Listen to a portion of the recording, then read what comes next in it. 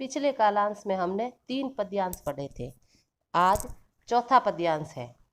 जहाँ पेड़ है शीतलता है, शीतलता से मेघ बरसते, सूखी धरती हरियाती है, ताल तलैया सारे भरते। इस कविता में पेड़ों के बारे में बताया है। जहाँ पेड़ होते हैं वहाँ शीतलता यानी ठंडक होती है और शीतलता से बादल बरसते, और जहाँ पर ठंडक होती है वहाँ बारिश होती है। बरसात होने पर पूरी धरती हरी भरी हो जाती है और जहाँ बारिश होती है वहाँ पर पूरी धरती हरी भरी हो जाती है और सभी ताल तलैया यानी नदी तालाब है वो भर जाते हैं।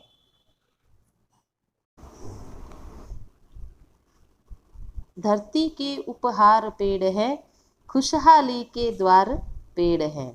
धरती ने इन पेड़ों को हमें उपहार में यानी भेंट में दिया है। इन पेड़ों से ही खुशहाली के द्वार खुलते हैं। स्वस्थ बनाते श्रम हर लेते, हमें फूल फल मेवे देते, करते हैं संपन्न सभी को, पर न किसी से कुछ भी लेते। इन वृक्षों से ही हमारा स्वास्थ्य अच्छा रहता है, यानी ये हमें ऑक्सीजन देते हैं।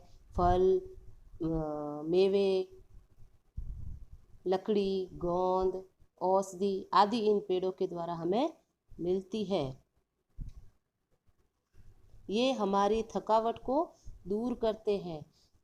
किसान है वो खेती करते हैं भरी धूप में और कुछ आराम करने के लिए वो पेड़ों के नीचे जाकर विश्राम करते हैं, तो उनकी थकान दूर होती है। ये हमें खाने के लिए फल फूल मेवे देते हैं।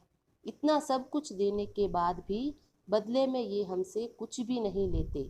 हमें इतना सब कुछ देते हैं लेकिन हमसे वापस बदले में कुछ भी नहीं लेते।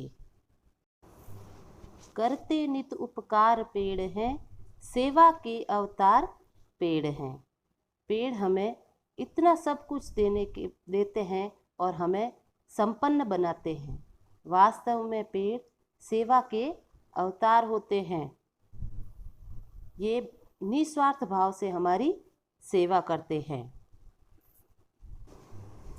इस कविता में कवि ने हमारे जीवन में पेड़ों का होना कितना महत्व है ये बताया है। पेड़ हमारे जीवन का आधार है, यानी इसके बिना हमारा जीवन नहीं है। ये सर्दी गर्मी बारिश हर मौसम सहते हैं और हमें फल फूल मेवे छाया देते हैं। और ये पंछियों यानी पक्षियों का घर है, यानी पक्षी इन पेड़ों पर अपना घोंसला बनाकर रहते हैं। पेड़ों के कारण ही धरती पर बारिश होती है। जहाँ पेड़ अधिक है वहाँ अधिक बारिश होगी और जहाँ कम है वहाँ कम बारिश होगी। पेड़ों से हमें दूसरों की सेवा करने की प्रेरणा मिलती है। हमें पेड़ों की सुरक्षा करनी चाहिए और अधिक से अधिक पौधे लगाने चाहिए जिससे हमारा जीवन बच सके।